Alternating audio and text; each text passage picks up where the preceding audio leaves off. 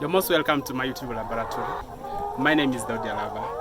I started poultry farming some 2 years ago, and currently I have 6,000 layers that I'm keeping in my different farms. I have total of 2,000 birds, which are layers, inside here. They started to give eggs on the 16th week, which actually is a history that very many people did not really go through. So because of that reason, I've taken initiative to decide to help other people who would want to start their poultry farms and run it successful as I have done it in this laboratory. So if it's your first time watching my videos, please, I have very many videos in this YouTube channel. They have different contents, and if you have never subscribed to my channel, please don't forget to do so that you will rise by lifting others. So we are going to be seeing today on how somebody can start to plan and raise birds in his or her farm successfully without going through a lot of troubles. Why I have decided to come up with this concept of taking people through step by step up to when they can start their poultry farms and then run it as if they are being senior running it before is because I see a lot of problems in this industry of poultry. In my country, Uganda, there are a number of people, more than 50% of the farmers who are doing poultry farming, they are doing it just to make loss. Every year they're making loss. They keep pushing it, they just get adapted to the losses that they make every time. They're not making profit. And what does that one mean? It means they are doing something that actually they don't understand so well. Now it may be you who you might have already started, or maybe you are still starting, or maybe you are still planning to start. I don't want you to go through all those challenges and problems in your farm. Actually, you are going to be seeing me in this channel consistently, like 2 or 3 times in a week. What do you need in particular? How much does it cost to build a chicken house? We shall be seeing those things consistently. In case you are looking for something of that nature, please subscribe to my channel, click onto the notification bell so that anytime you put a new video, you don't miss on any part of it.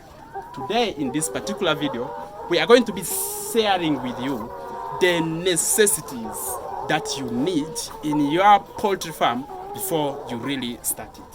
Why I want to share this one is, I had my friend who once wanted to start a poultry farm. He had some amount of money which was actually not up to the half to the number that she wanted to start. From nowhere, he just jumped and booked. He put an order for his chicks. And coming back, that he has already put order, he started to think of where the chicken are going to be. And then he started to construct the house, realizing that he does not have any penny that he's remaining with. So it means you have given your order and you don't have chicken house. Or maybe you have used all the money to construct a chicken house and you don't have a feed for the chicken to eat. It is almost impossible and guaranteed that this kind of farm is obviously going to fail. If it doesn't fail directly, it is going to fail indirectly in such a way that your chicken may not grow. Or if they grow, they are going to start to lay when they reach up to 30th week or 24th week. You are not going to receive eggs. So that one actually has called me to help my other brothers, because we are doing it all for Africa. If we can join hands together, we join our brains together, and then we shall rise by lifting others. We are going to start by looking at the structure. For the first thing that you need before you actually start to do poultry farming is a plan. When you have a plan, it means you'd already have which type of birds that you need. If you need layers or broilers or maybe local chicken, that will help you to determine the kind of house that you need. That the layers you need to put like 6.5 per square meter. It means you will put 6 birds per 1 square meter.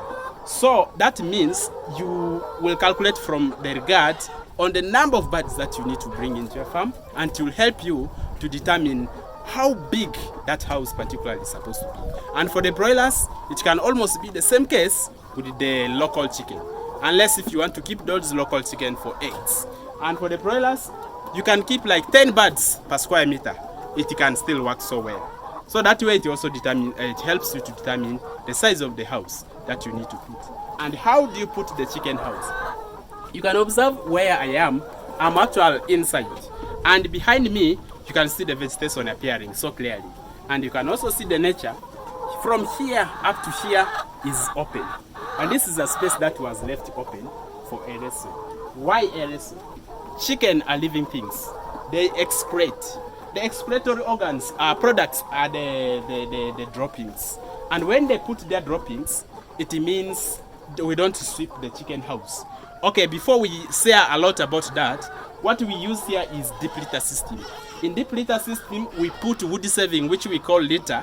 And on that litter, we put it in this very sizable amount, in such a way that when they drop their droppings, it just gets mixed with the litter. And at the end of the day, there is no need for you to wake up every morning to come and sweep the chicken house. These birds are already on their 21st week, so we have never swept the room. And they are going to stay here for full year when the room is never being swept. So what do you expect? Bad smell. Maybe other house flies around. This camera might have shown you house flies around. And I tell you, I'm very comfortable in this particular chicken house. So when the poop get mixed, and then it will produce what the dangerous gas, which is called ammonia. It irritates human beings as well.